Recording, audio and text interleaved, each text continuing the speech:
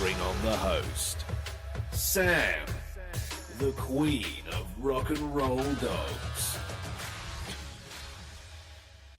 Hello everyone, I'm Sam, the queen of rock and roll dogs and the host of Vegas Rock Dog Radio. On today's show, I'm talking about July the 4th, Superzoo and Puffins. That's right, I said Puffins, so stay right there.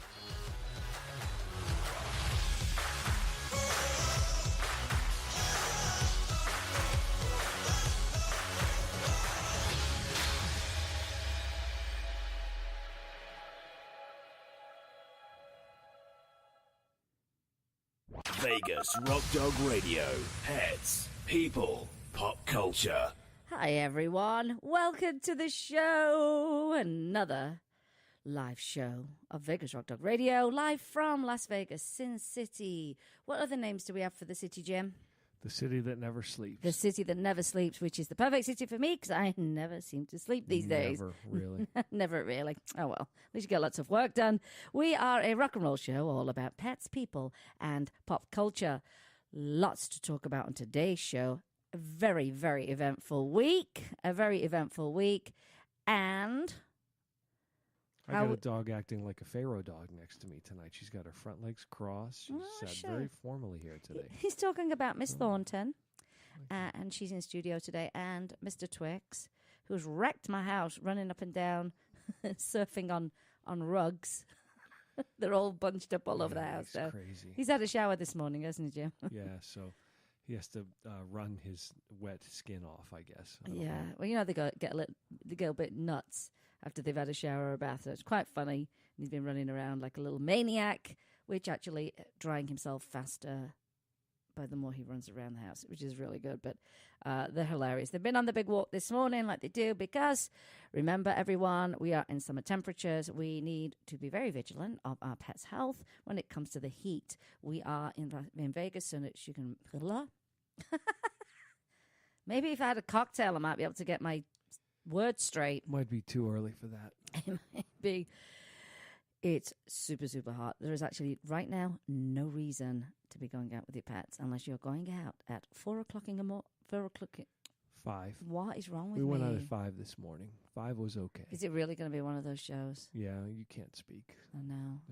5 was good. But this you know morning. what, Jim? I think I've broken my speaking ability from all the interviews I did this week, which we're going to get to, and they were very, very exciting. It's been a brilliant week, an exhausting week, an exciting week, and we're going to give you a big wrap-up of everything of what happened this week. So let's start with, let's just start with, if you're new to the show, thank you so much for listening in. And if you'd like to connect with us in other areas, of course, our website is VegasRockDogRadio.com. You will see us pop up on Periscope, of course, Facebook, Twitter, Pinterest, Tumblr, and Instagram. We have a blog, and it's called therockandrolldog.com.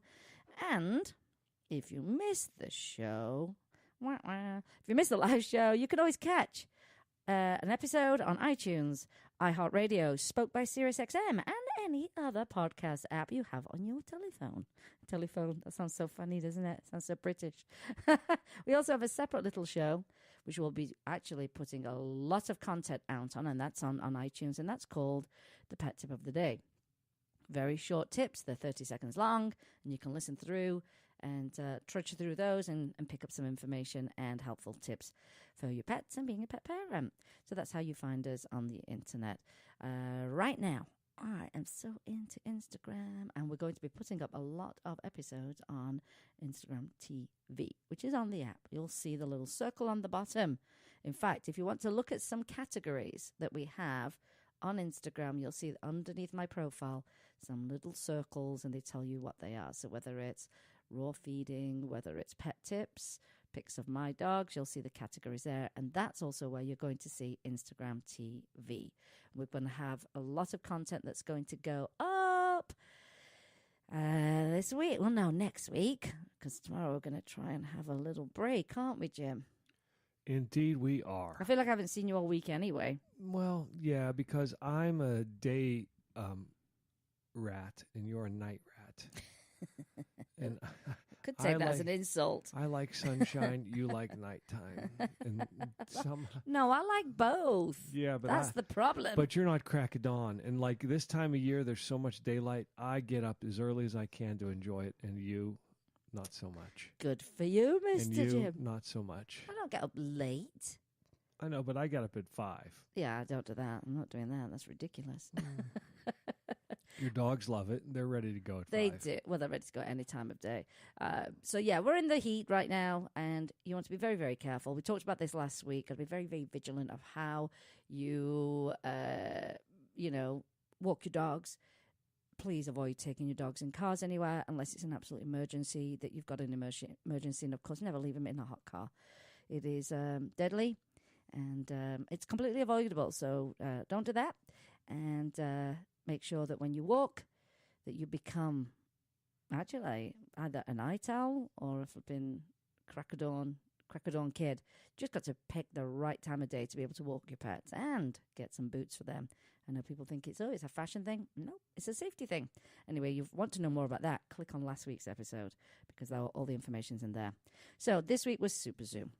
It's a tough week for Superzoo because of the heat, and lots of people do bring their pets in.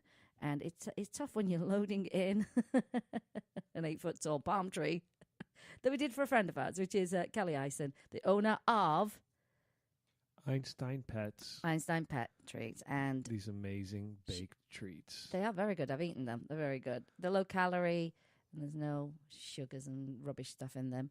And she needed a palm tree because they've just launched their luau time treat. So she needed a palm tree. She had a whole Hawaiian theme going on. And so we took her in a palm tree, and that's how it started on Sunday last week. I officially showed up at Superzoo on Tuesday and made my way through the key people I wanted to see, the products that had piqued my interest. And then Wednesday was a full day of interviews off-site at the studio. And the studio I was in, and it was great because it's good to have friends in TV and radio and production. It's really helpful because when you don't want to be driving further away from your location, which was Superzoo was at Mandalay Bay, you don't want to go too far to do interviews, and your friend's got a studio that's just off the strip. It's a wonderful thing. But my lovely friend, John Stiles, he owns Worldwide Digital Broadcasting TV here in Las Vegas.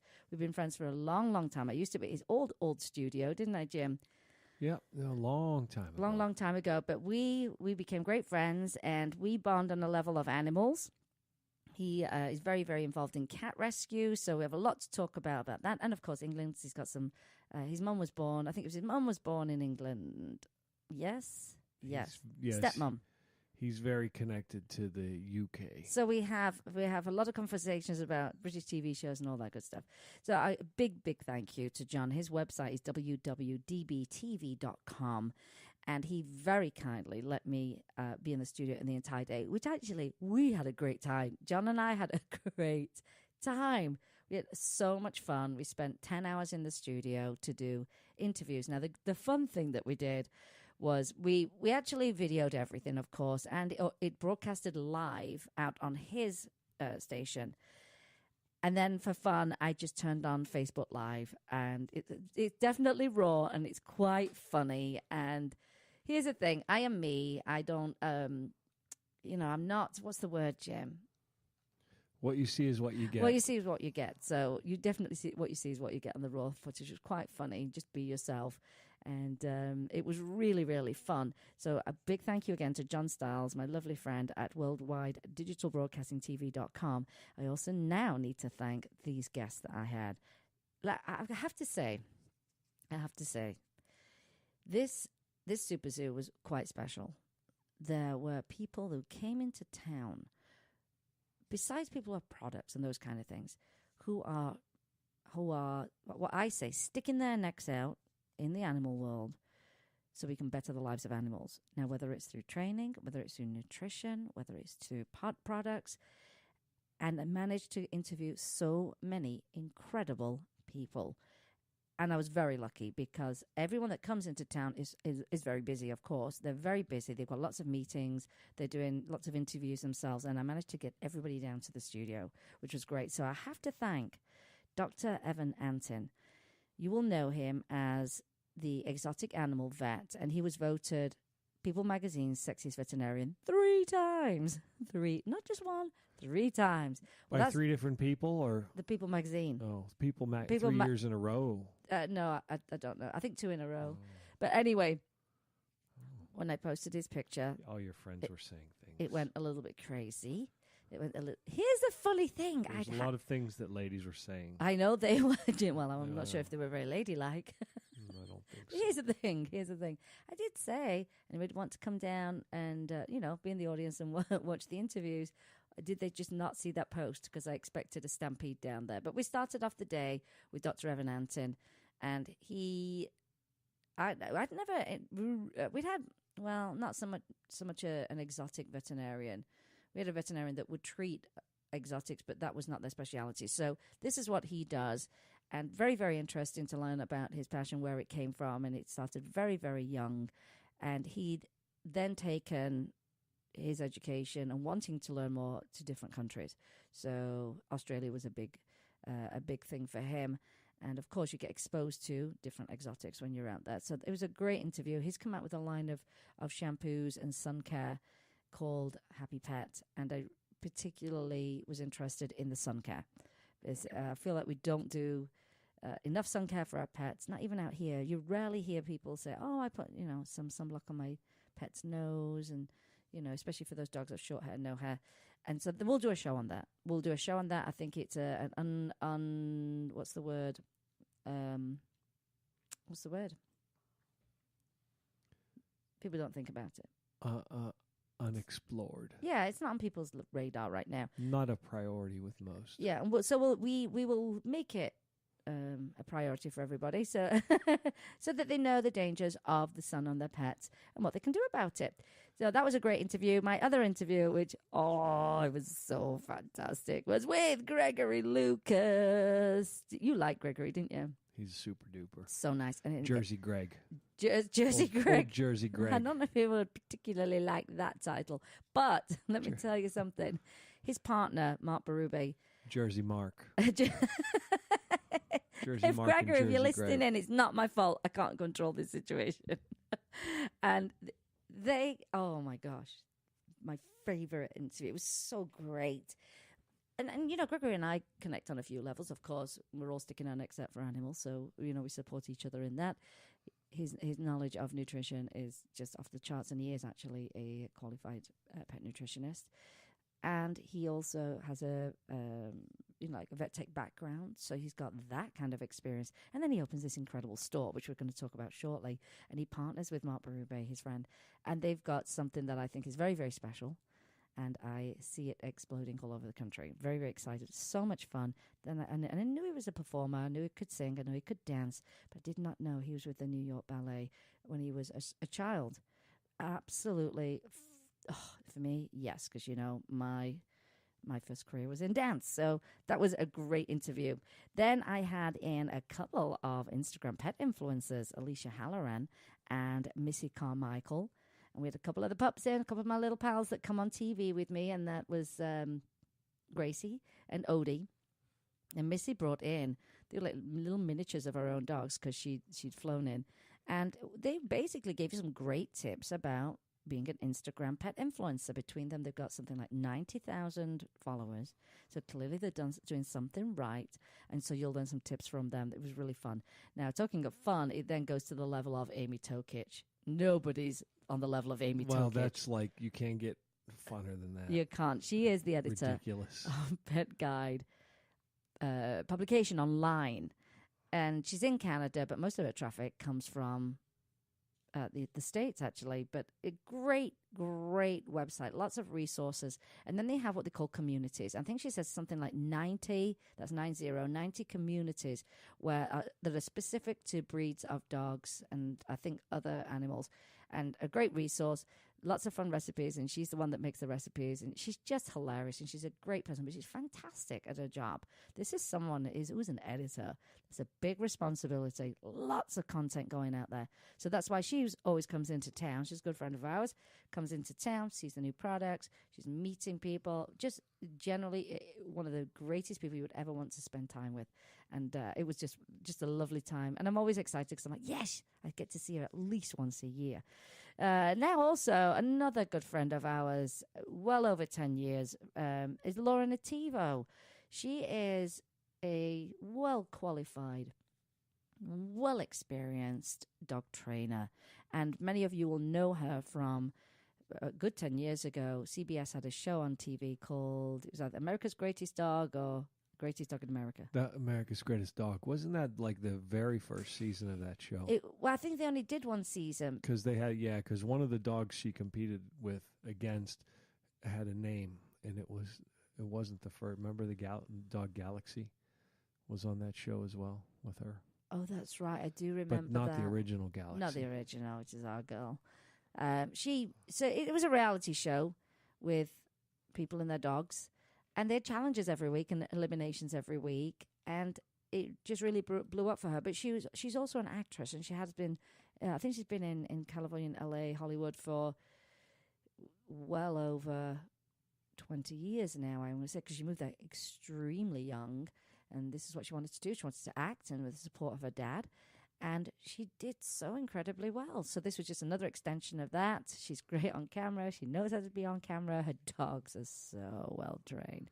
And they're so much fun. But the interesting thing was, she was my last interview. And I was delirious.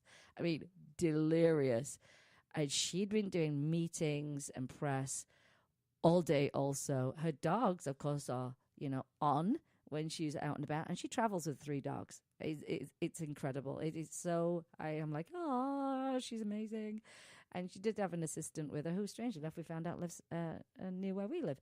But she came in, and I was so appreciative. It was a long day, and we had a lot of fun with the dogs, and they're so well trained. And we talked about July the 4th tips, not just, and I'm going to go through some more tips, but as in what you can do with your home, but training. And training is such a good thing when it comes to desensitizing your dogs to any kind of stimulus that bothers them. Hey, before you go into that though, we have a very special announcement we have to make today, because today is what?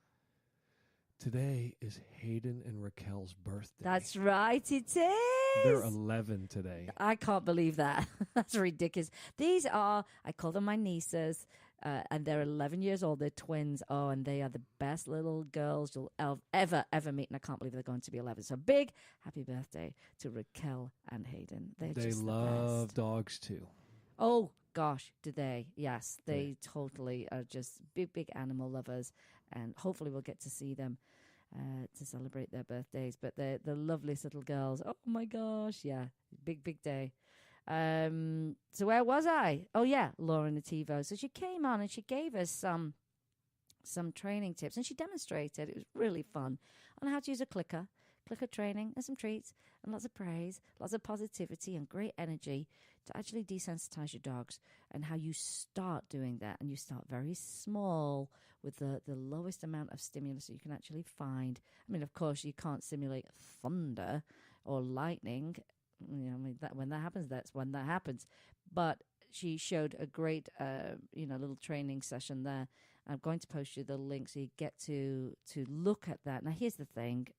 Of course, some people may be only learning about that right now and go, oh, my gosh, it's only a few days.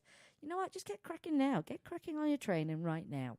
And always train often, and always train in a positive manner, and always train, in an ongoing manner, because you never know what kind of, stimulus your dogs are going to actually come across that, can make them really, really scared. Lots of people are very concerned about July the 4th, so we're going to go over some tips with her.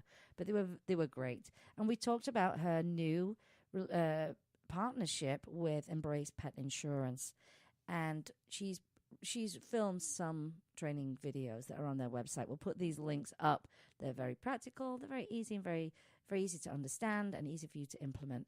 And I think it's a great partnership for her. But I was so thrilled. But the pair of us were just like, oh, And I said, if I put any more makeup on, 10 hours of touching up makeup isn't that fun. I'll tell you that right now. But we did it. We had a lot of fun. And you know what? It's taken us well over 10 years to actually do something on TV. And we've always talked about it. And we've never been able to get it coordinated because we're always so busy. So I truly appreciate the fact that we got to do that.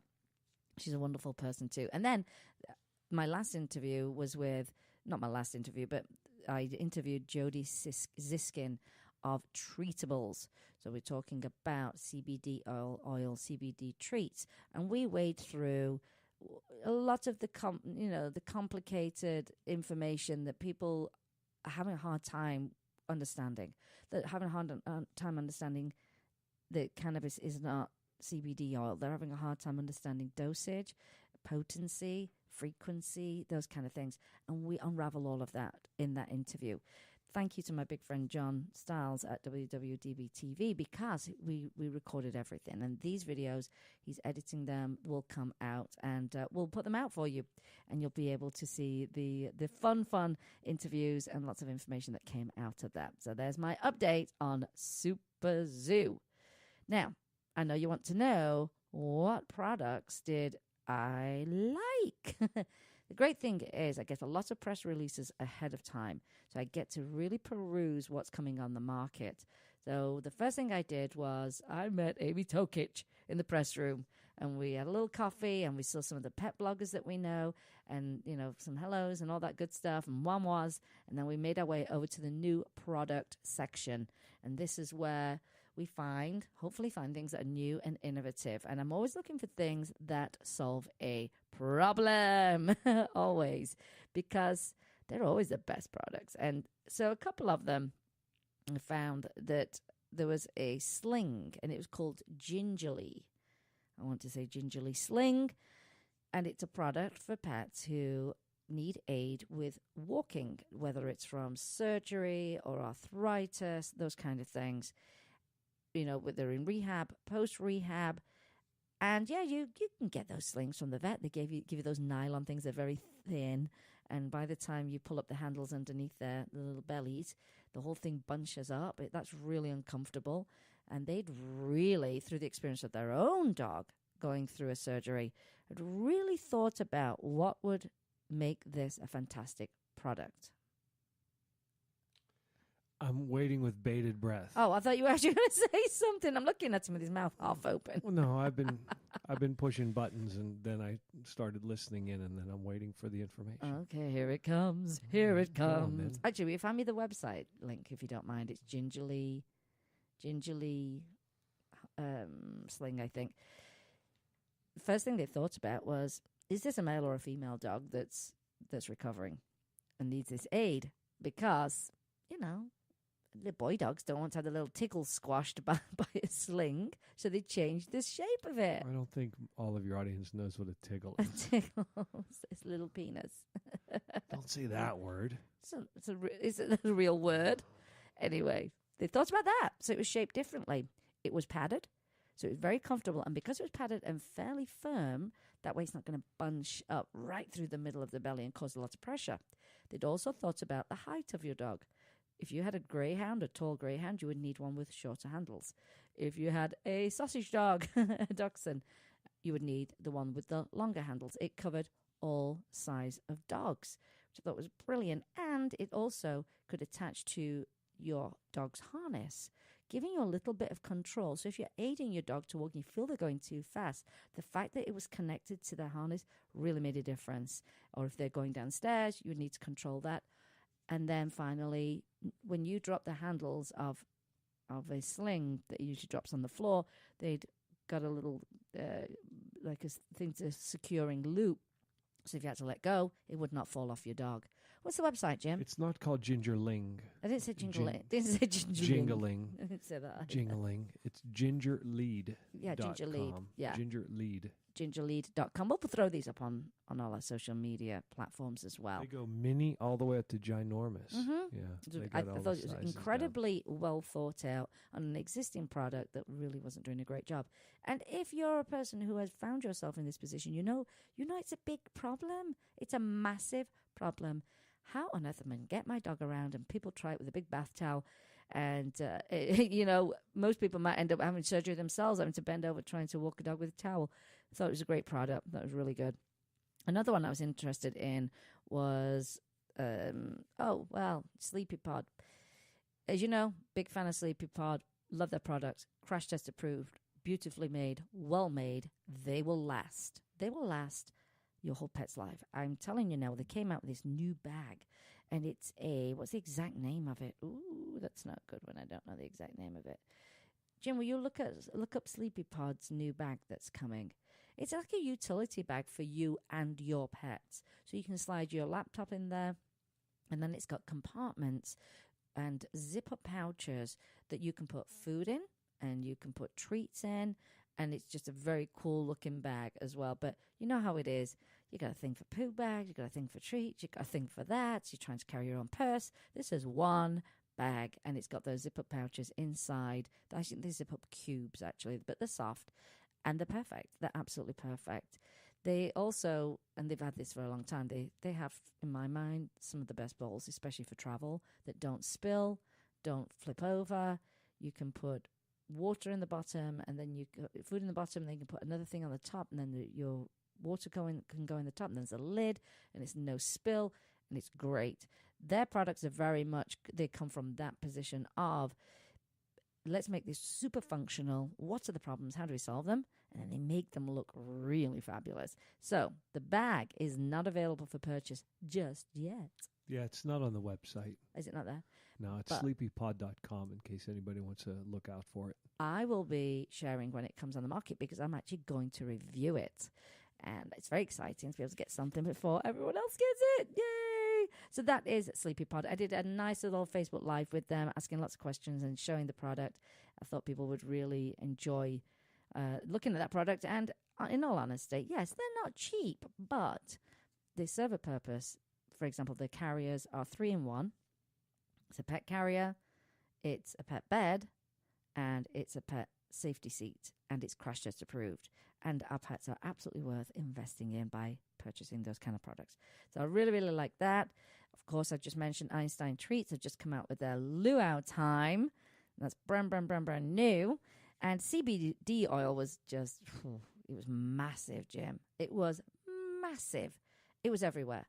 But not all CBD oil is created equal. And that's why when we get this edited, well, John edits my interview with Jody Ziskin of Treatables, you'll be able to understand what you need to be looking for. Whether it's through Treatables or another company, you'll know what is the best product to buy for your pets. For example, lots of people don't know how CBD oil is extracted and which method they should be looking at. And there are different methods. There's CO2, there's butane, there's olive oil is another method. Yeah. So, of course, I don't want anything with butane in it. And, of course, there are different methods because some are cheaper than others. But if you're looking for the best quality product, that interview will help you work your way all the way through that. I'm almost there, by the way, people. I'm almost there. Lots of parties happen at Superzoo. Official ones and then not so official ones off-site, which are so much fun. There are lots of parties in shelters. Shelters. Gosh, I've always got shelters on my brain. Lots of parties in suites in the hotels. And this is where you get to really work with the people in the industry. And the most fun one that we went to was the one that the two crazy cat ladies put together. They're here in Las Vegas. Want to know about feeding your cats, raw and supplementation, all that good stuff. You can find them at the two crazy cat ladies. And lots of fun. And they brought together some incredible people in the industry, as I mentioned, excuse me, who are passionate about bettering the lives of our pets in many, many different ways. And I looked around, and there was probably about, what do you reckon, like 30 of us, maybe? Yeah, there was 25 to 35. Yeah. Roughly. And I looked around, and I looked at everyone, and I thought, every single person here is making a big splash in the pet space. A big splash. And again, people that stick their neck out. Sometimes what we believe in, based on whether it was research, facts, our own experiences, sometimes, they're not popular opinions of people. They're not mainstream. And it's hard sometimes for people to grasp when you're saying, by the way, let's talk about titer testing as opposed to over-vaccinating. And you've got people that believe in vaccinating every year, and and or unaware that you can titer test and not do that. But sometimes those, sometimes it's not always popular. It takes a lot to put information out there, put yourself out there, and just know, yes, people might sling some mud back at me. But a great, incredible group of people, including Rodney Habib, Dr. Karen Becker was there, Gregory Lucas, Mark Berube, Kimberly Morris Gaultier. Who else did we have? How come I didn't get to talk to Dr. Becker? I didn't even You know stood she was right next to her. Oh. You stood right next to her. We had, Daniel Ortega. We had, I just looked around and I go, wow, all of this in one room. How is this even possible? But everybody made it happen, and it was a very, very special time. And so you'll get to see a lot more content, you're sharing content of all those people that are really, really making a difference in the animal world.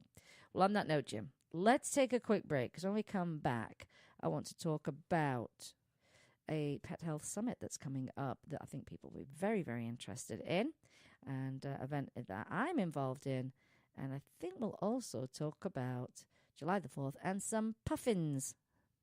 How about that? Okay, so stay right there. You're listening to Vegas Rock Dog Radio with me, Sam, your host, the queen of rock and roll dogs. Vegas Rock Dog Radio. Pets, people, pop culture. Pet Scene Magazine is dedicated to Las Vegas pets and the people who love them. It's a source of news and information for pet lovers, as well as offering valuable coupons and specials on pet products and services. Find them online at www.lvpetscene.com or look for them on Facebook.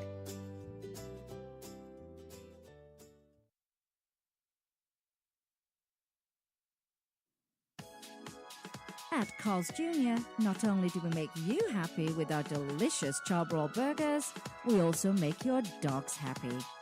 Come through our drive-thru with your furry friends and we'll offer them a treat. We love to see their smiling faces. Our website, carlsjroflasvegas.com, has a treat in store for its customers too, with free coupons anytime, so visit us often. Carl's Jr. is a proud and active supporter of animal adoption in our community. You can find us at carlsjroflasvegas.com. Vegas Rock Dog Radio. Pets, people, pop culture. Welcome back, everyone. You're listening to Vegas Rock Dog Radio with me, Sam, your host. I am the queen of rock and roll dogs. And I want to tell you about an event that I MC. And I was asked to MC again this year. And it's Pamper Your Pet Day with the Chapman Chrysler Jeep event, Pamper Your Pet Day. It's going to be in October. I will reveal the exact date when we finalize some of the details. It's a great event here in Las Vegas. We have lots of vendors. We have rescues. We have, we have an amazing raffle. And we have, there's a great big sale that happens. You get to meet some fantastic people in the pet industry who are providing great services and doing great things for animals, and all around a really, really, really fun event. So I will be emceeing that, and it's going to be in October. It's Pamper Your Pet Day. So if you want to keep an update on that and follow me, or you can go and follow Chapman Chrysler Jeep here in Las Vegas at the Henderson Auto Mall. So very, very thrilled to be doing that again. We will meet next week with that PR firm, and we'll talk about some ideas, because every year we've grown it every single year, and it's very exciting to see where it's grown to and from. We've got tiptoeing dogs in the studio. What's going on here? Are they just tap dancing? I think Tina's on the prowl for Auntie Pam right now. Pam Webb's here, staying with us, and they get excited when they have friends, don't they, Jim? Oh, one other product I want to mention. Oh, and I love this. I'm a fan of Bluetooth speakers. I've got them all over the house, but they're not always created equal. And I found this company, and you may have seen them on Shark Tank, and it's called the Goat Pet Speaker. I'm not sure what GOAT stands for, because it's an acronym. Is it a little goat face on it?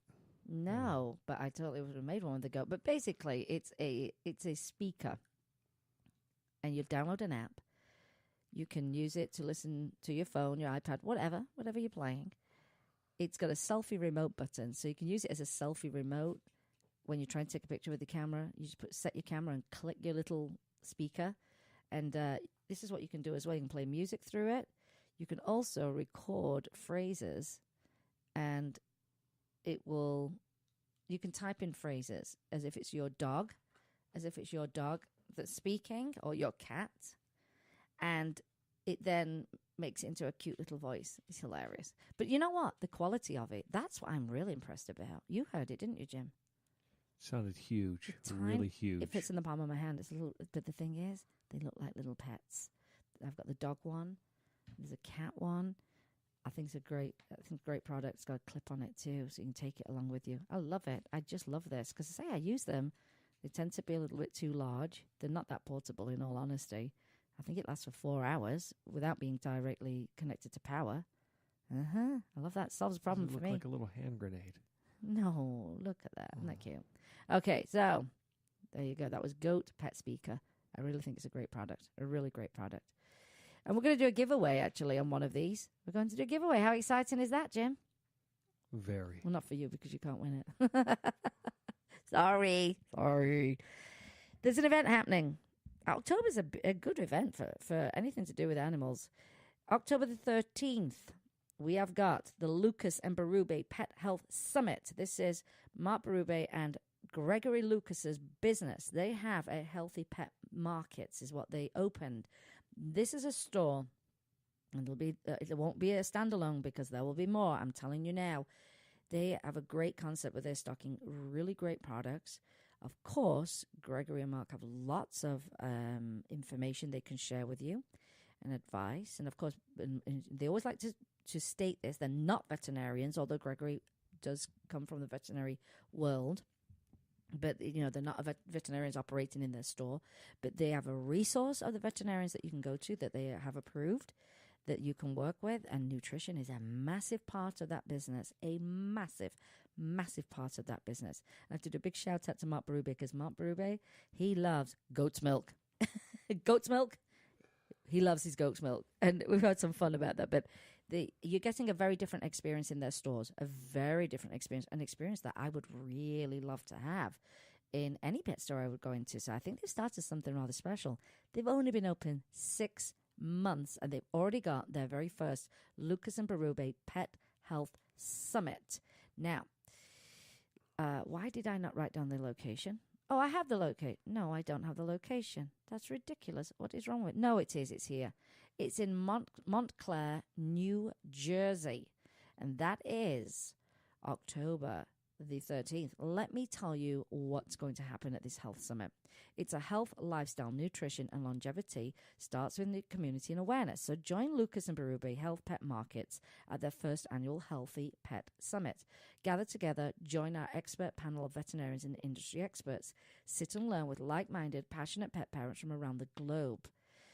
Let's all create a world in which our companion animals can live healthier and thrive. We have gathered an elite set of eager animal professionals to teach you the ropes, break myths, and present truth. We are pleased to have them joining us from around the United States. Let me tell you, this list reads like the Bible. Seriously, it does. Dr. Karen Becker, she's a holistic integrative veterinarian. Dr. Melissa Shelton, who I am going to get on this show. She's a veterinarian, but she also came out with a Pet Safe and a functional, benefiting line of essential oils for pets called Animalio. Yeah, so I'm excited to get her on the show. Dr. Judah Morgan, veterinarian. Dr. Gerald Bushoff, and again, a veterinarian. Dr. Laurie Koga, I think that's correct. I follow her, but I always sometimes question how I pronounce her name. Veterinarian as well. And then we've got Billy Hokeman. He's a science coordinator at Answers Pet Food in California. That to me is a lineup so worth going to, and you get to, chat with them, ask questions. It is so inexpensive. It's ridiculous. General admission seating is $229. And VIP reserve seating, which is the first 2 rows, is $299. Now, if you divide that up amongst those 6 incredible panelists, it's peanuts. Seriously. I mean, it really is peanuts. And I think it would be a great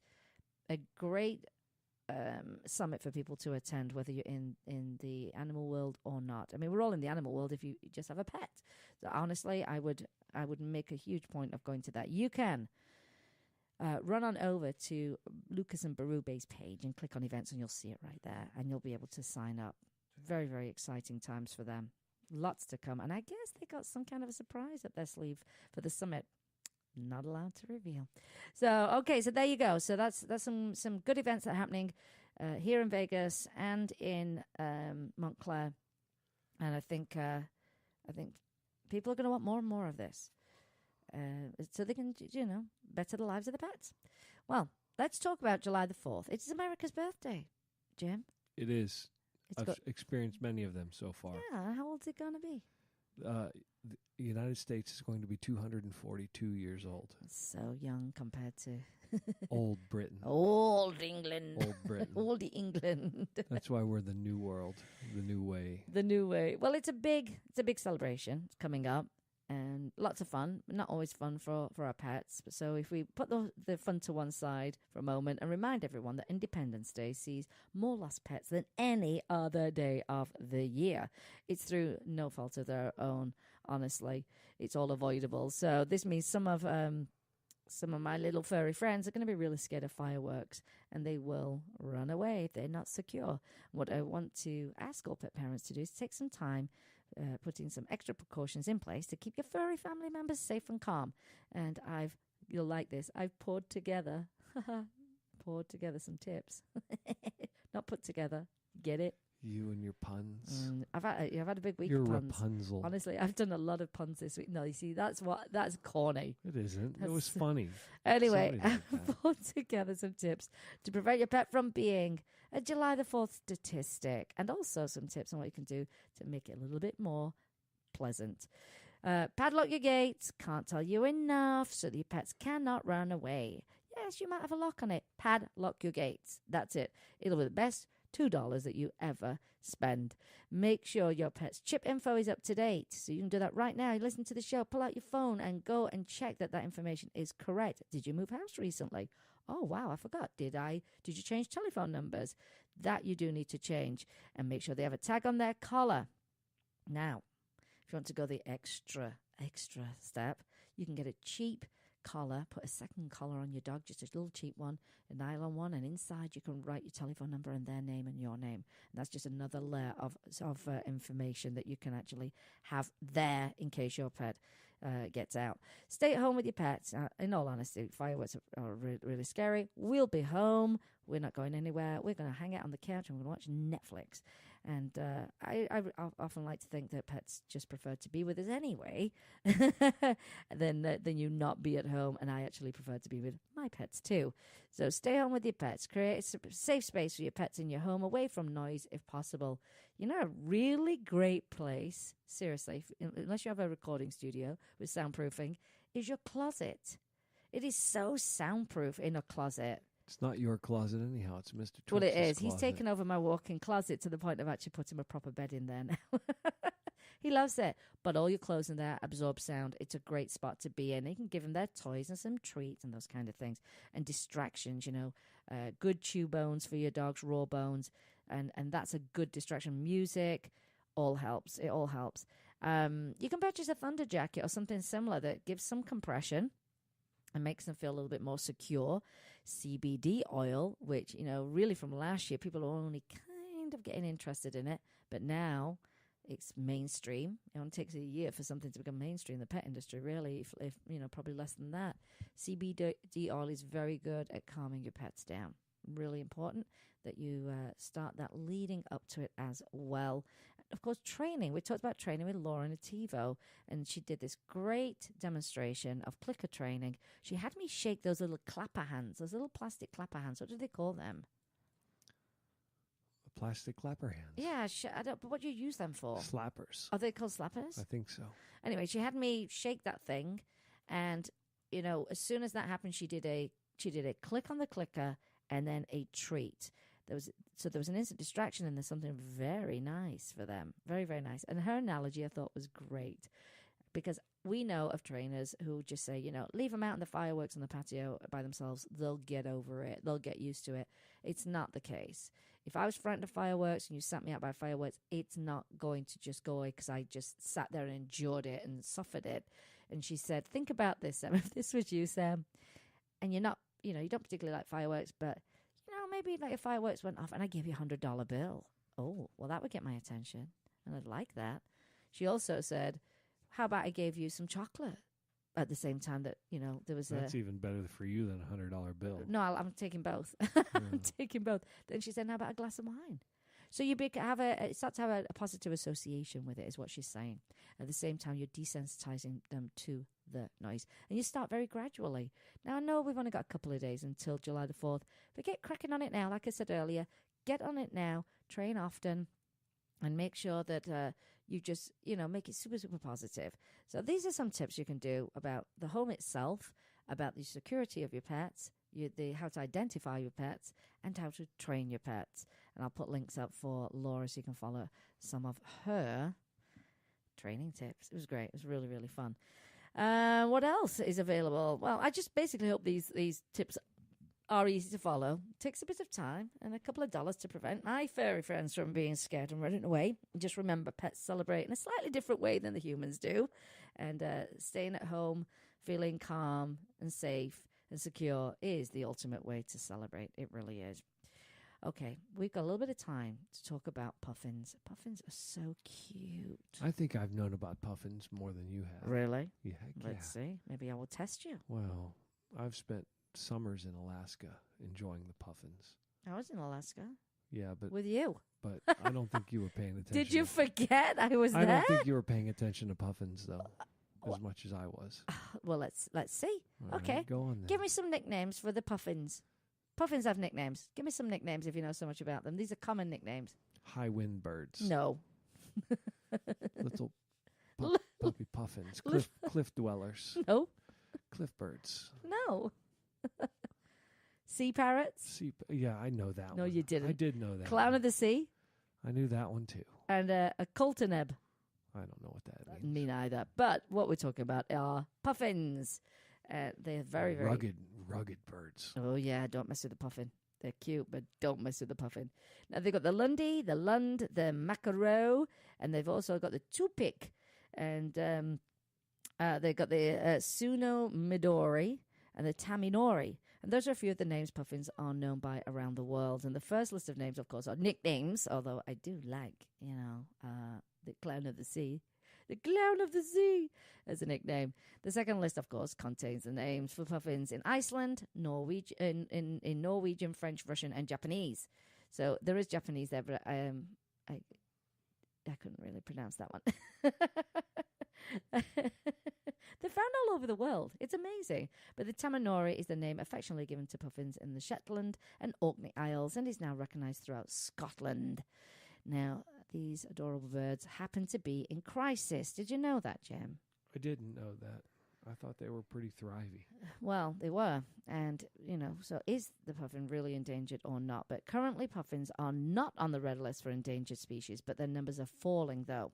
And only a few years ago, as recent as October 2015, the Atlantic puffin was thriving around the world, just thriving. And only a few years later, they're now listed as vulnerable to extinction. So, since autumn of 2015, seabirds along America's Pacific coastline have been dying in unprecedented numbers. So it's possible the tufted puffins, horned puffins, and rhinoceros auks will also soon be on the at-risk list. And of course, getting on any list that shows a decline is bad, bad news. These numbers are dropping all over the world. So, for example, in Maine, which is in the USA, puffins are classified as an endangered species within that area. So they are in crisis. Now, here's what I learned about the puffins in Iceland. I actually watched a show last night on puffins. When did you do that? Last night, when you were in bed snoring. Oh. I've watched 2 shows on puffins. I watched one last night, and in that one I watched a few weeks ago was about Iceland. The Westman Islands of Iceland is home to the largest puffin breeding colony in the world. but this colony is rapidly shrinking. Puffin was still a common food in Iceland in 2009, which I was kind of mortified when I watched the video. I thought you were with me when we watched that. Oh, I did watch that one. I did not enjoy that. No, it was upsetting, wasn't it? And I don't care what their tradition is. Yeah, I don't. Not at all. Oh, yeah, cultural traditions doesn't mean it's right. That we do need to state. But they were a food source in Ireland up until 2009, and within 2 years, taking us to 2011, the Iceland Review Online reported that after centuries of eating puffins, a total ban on puffin hunting now exists on the Western Islands in an attempt to help them survive. See the impact of humans on animals? Last week, we talked about the impact of humans on wildlife and around the globe, and how they would change their habits by turning into, going to the night shift and becoming nocturnal to avoid humans, and of course for survival, of course. And so well within that same year, Iceland banned the eating of puffins, and the puffins surprised Icelanders by staying on the lands way past the usual departure of mid-August, because it seemed that after a summer famine, there was eventually sand eels for them to eat. That's what they eat. And so they hung out a little bit longer, which was good because they're not on the risk of people either. And in Iceland as elsewhere, puffins are often not breeding or breeding late into the season. Now, Norway's puffin decline. So this is Norway. There, with an estimated 30% of the world's Atlantic puffin population, is a country where puffins have fared particularly badly in recent years. As in Iceland, puffins used to be hunted, and Norwegians even bred a dog, the Lundhound, specifically for hunting puffins. And that practice has now given way to conserving puffins. In the UK, my area, again, they're declining. We have a sizable puffin population with roughly 900,000 birds. And all around the UK, numbers are falling. So, for example, on the Isle of May, in the Firth of Forth... What the heck? I knew you were going to say that. I knew it. Oh, my word. I'm going to say it one more time. Puffins numbers dropped by 1/3. Hang on. On the Isle of May, in the Firth of Forth, puffin numbers dropped by 1/3 between 2003 and 2003 and 2008. In the English Channel, Lundy Island, named after puffins, used to have thousands of them. And now in Lundy Island's brochure, the current population is described as a few pairs. That kills me. Now, there is some good news for puffins in Maine. Puffins used to nest on several islands off the coast of Maine, but numbers declined till there were few birds left in the 1970s. But after years of conservation and introducing puffins, 4 of the Maine islands now have some breeding again. The number of puffins on each island varies from just a few birds to 6,000 on Machias Seal Island. Oh, gosh, we were talking about that seal island last night. Why are they at risk? So why are they at risk of extinction? Well, of course, we know man has a lot to do with it. And scientists are trying to unravel why this decline is happening, and more than likely it's got probably a number of factors. And here are some of the causes that they know are contributing to the decline of the puffin. Puffin hunting, of course, so that's human impact. Unnatural predators, which I'm going to talk about in a second. Light pollution, overfishing, particularly of sand eels, as we know they eat them, and global warming. So let's go on to puffin hunting. Historically, people ate puffins in many parts of the world, and puffin hunting has led to huge reductions in some areas. The puffins only produce... Okay, let's test your knowledge. How many chicks do puffins produce each year, Jim? 7 to 8. One lowly only chick per year. So, if they're hunted widely, the population just cannot recover easily. They just can't recover. In Maine, puffins were hunted for their feathers, meat, and eggs until they were close to extinction.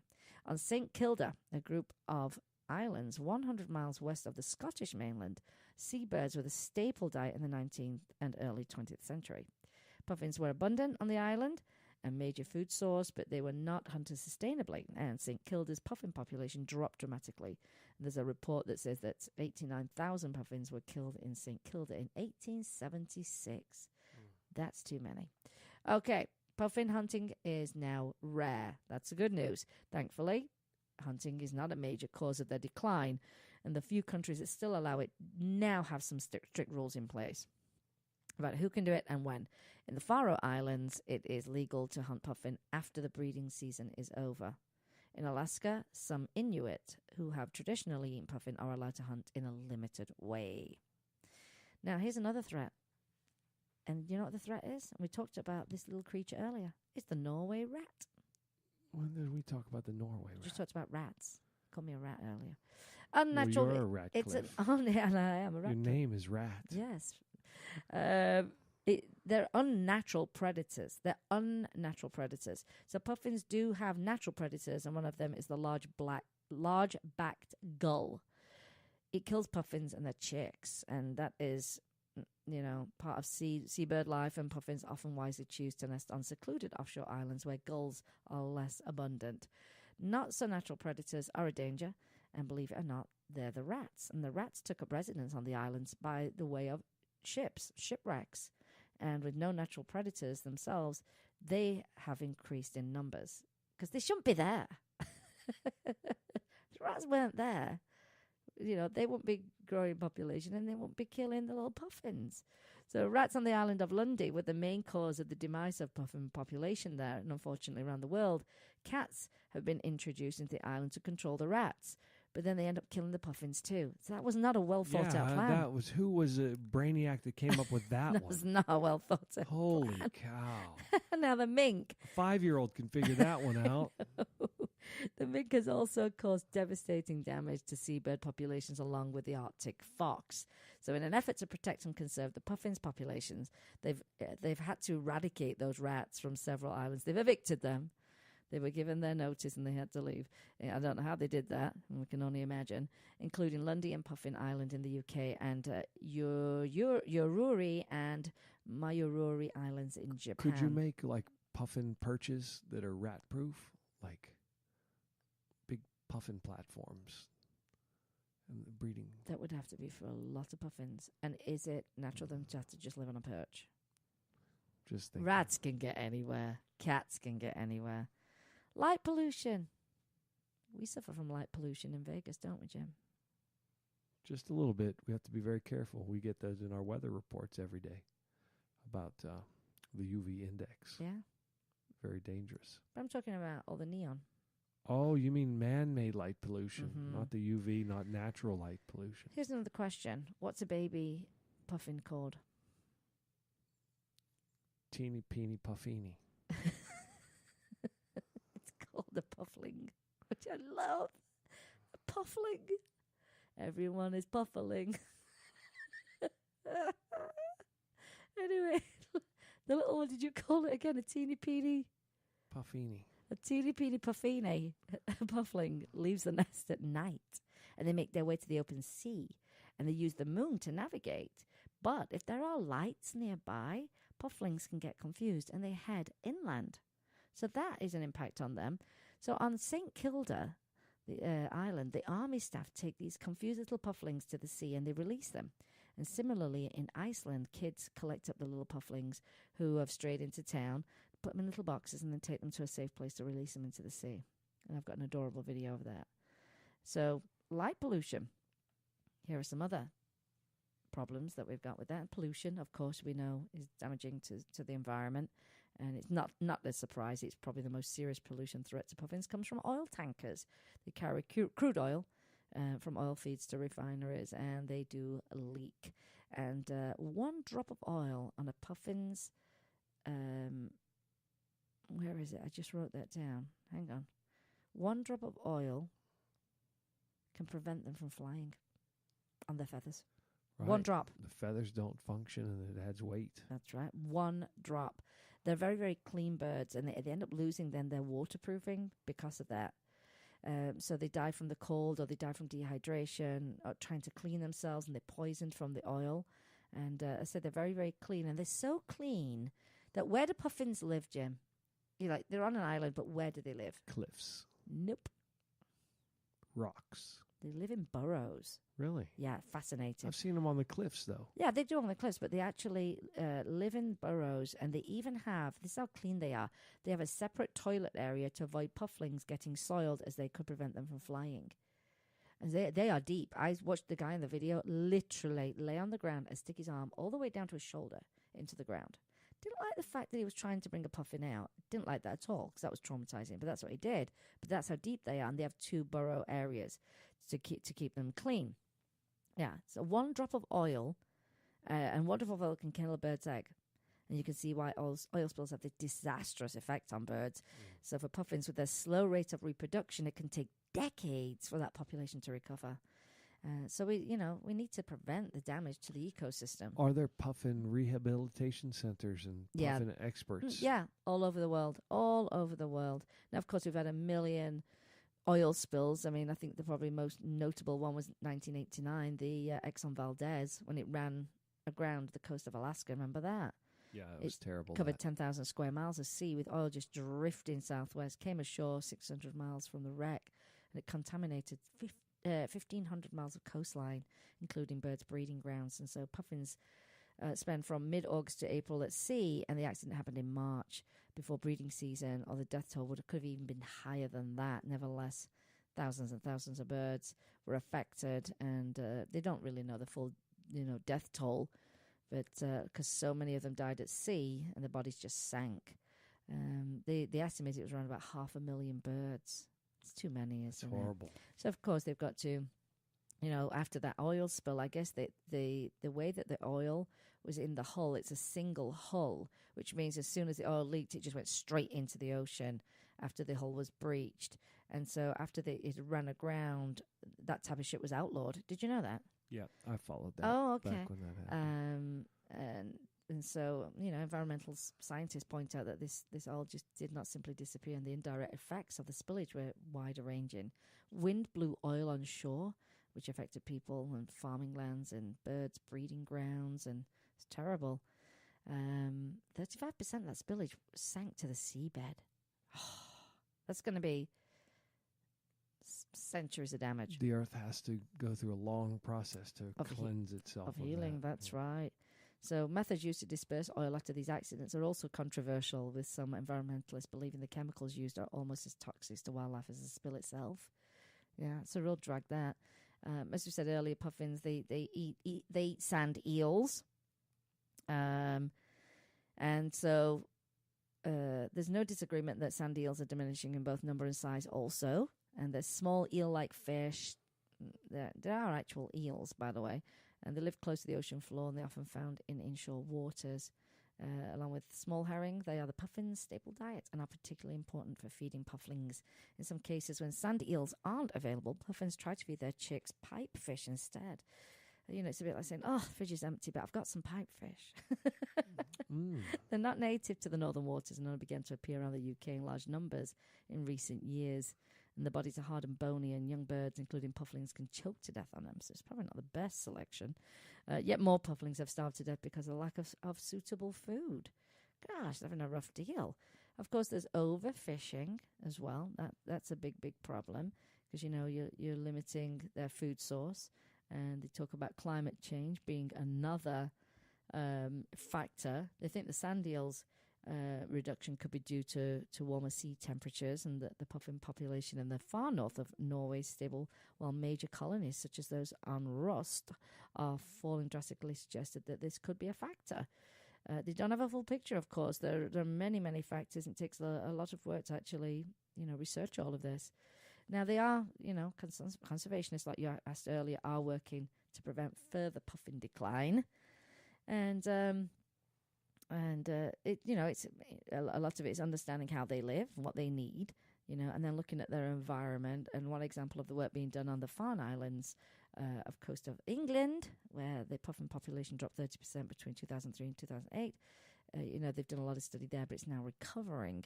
And wardens fitted some puffins on the Farne Islands with GPS trackers and discovered the birds were flying 20 miles out to sea to catch sand eels for the chicks. The birds made this journey several times a day. So knowing where these birds go to feed means that the areas could be protected to ensure the puffins survive. And, just kind of wrap this up. What can we do? What can we do to help these beautiful little birds? And of course, awareness starts with awareness first, that puffins need to be protected. And as we all learn to take better care of the environment, we can support charities and conservationists who are working to understand the reasons for puffins' declining numbers. And sometimes this support could be getting involved in projects, such as one recently run by the Scottish Seabird Centre, where volunteers cleared a plant that was damaging puffin breeding grounds and prevented them getting to their burrows to nest. So I didn't know plants impacted them. And sometimes that support could be donating money to conservation charities, sharing the information. I mean, that's easy. And sometimes it could simply be taking the time to read articles or share the show like we're doing today. And, so people can consider the implications. So there we are. We're standing up for the puffins today. Puffins are good animals. I do hope they re-air that show. I mean, it was on last night, so hopefully it's on PBS. Check it out. See if you can find it in your local area, because it was a very, very interesting show to watch indeed. Well, Jim, we have come to the end of our show. Very fast today. It really was. We've got a little more fun we're going to have today because our friend is visiting, and we've got one more day of fun. And I will be putting out all that great content that we've done this week, all these links to these products that I believe are going to be of a benefit to your pets. And I will let you know about the giveaway on the goat speaker. It's amazing. I'm so impressed. You know what? What? The company that makes those should make puffin speakers. You know, and then puffin yes. heads. And then they will Sell donate them a portion of that to by- the puffin conservation efforts. Oh, my gosh. I love that idea. Well, You know we're all about raising money. You should bring that idea up to them. And Yeah, I'll shoot them an email. I'll be like, hey, look, I love this product. I think it's adorable. People will buy it. And you can then have it custom made like a puffin, and you can help your conservation efforts. I think it's brilliant, Jim. Well done. I come up with good ideas. I'll buy you a coffee today. That's great. Well, we've really enjoyed everybody listening in today. It's been a very exciting week, and lots of great content that's going to come in the next couple of weeks that I know you're going to enjoy. And if you've liked today's show and you're listening in on your smartphone or your laptop or your iPad, there's an option to share. So please share the show with your friends and family members and share it on social media. And remember, you can help an animal in need. You can help a puffin in need. Either rescue, adopt, donate, volunteer, share their information. Rescue your next family member and replace the word shop with adopt. Be kind to all animals. Thank you, Jim, for producing the show, pushing all the buttons. It's been an absolute pleasure. Please take a moment for everyone to run over to our social media, especially our Facebook page. Post pictures of your pets. We love to see your fur babies. And I'm going to close the show by saying that we celebrate the life of a little beagle called Oshi, who was rescued from a backyard breeder here in Nevada. And our good friend Regina, who has the Southern Nevada Beagle Rescue, saw that this boy needed to be out of that situation. He lived in dirt, outside, neglected. His whole life, he was bred. He was 11 years old. They'd bred him as recently as a couple of weeks ago. And someone said, I'm going to talk to the owners, see if they'll give you this dog to come into rescue. And they made it happen. Big transport happened. He came to the house. We were all taken by his story. I mean, we work with rescue all the time, but we're really taken by his story. And they started the process of, medical care. And he was at her house for a day. And he got to know her and some of the other dogs and how much we all loved him. And he ended up in the veterinarian's office and having to stay there. And a couple of days later, he did pass away. There's something about that dog, isn't there, Jim? There was something about that dog and that story, because we work with rescues all the time. We see these dogs come out. There was something about his story. And well, he was named due to the bet that Southern Nevada Beagle Rescue had with the Beagle Organization in Washington, D.C. And he was one of the two dogs that they were required when the Vegas Golden Knights lost the Stanley Cup bet, that they were going to name them after Washington Capitals players. A couple of the players, Yeah, so he was named after Oshi, the Washington Capitals hockey player. Yeah, so that's how he got his name. And then his story just touched everybody. And I think the biggest message out of all of this is we see puppy mills and you go, oh, puppy mills are terrible. They're in those little crates and stuff. But you know what? Backyard breeders are, and they'll say they're legit breeders, don't treat animals right either. You've got to know this. That poor boy was lonely his whole life. But I did say, if it wasn't for our friend and the lady that notified her and worked with her, we never would have known he would have existed. We never would have known his suffering, and he suffered at the hands of this person for breeding just for money and profit. And so we hope that even though he wasn't around for very, very long, that, everybody got to love him. We knew he existed, and I think that's really important to exist, that he was alive and, valued and loved. But we will continue this story because I think his face can really convey how bad it is when you go to a bad breeder and how poorly they are trapped. And it is no life for a dog. So as short as his life was in freedom, I think his name and his story will, go forward and actually make an impact and create some awareness. So rest in peace to Oshi, and a big hug to our friend Regina, because that is tough. That is so tough to save an animal, to want to give him the best life possible. And she honestly, she felt that, she said, I still felt like, and I wanted to still give him his best day yet, because he only spent a day at her house. And I said, you did, but you did. And she was with him and he passed. And I think that's a wonderful thing. He was not lonely. So we will share his story. And if you'd like to make a donation to the Southern Nevada Beagle Rescue Foundation, I will put a link up on our Facebook page. So with that said, today you've been listening to Vegas Rock Dog Radio, where it is all about pets, people, and pop culture. I'm your host, Sam, the queen of rock and roll dogs. And always kiss your pets good morning and good night. And I'll see you next time. Vegas Rock Dog Radio. Pets, people, pop culture. You've been listening to Vegas Rock Dog Radio. Pets, people, pop culture. Visit Vegas Rock Dog Radio for more information. Find us on Facebook, Twitter, and Instagram. And subscribe on iTunes and iHeartRadio. And remember, give your fur babies a big kiss from me, Sam, the queen of rock and roll dogs. You must not rely on the information in this broadcast from our hosts as an alternative to medical advice from your veterinarian. If you have any specific questions about a medical matter regarding your pets, you should consult your veterinarian or specialist.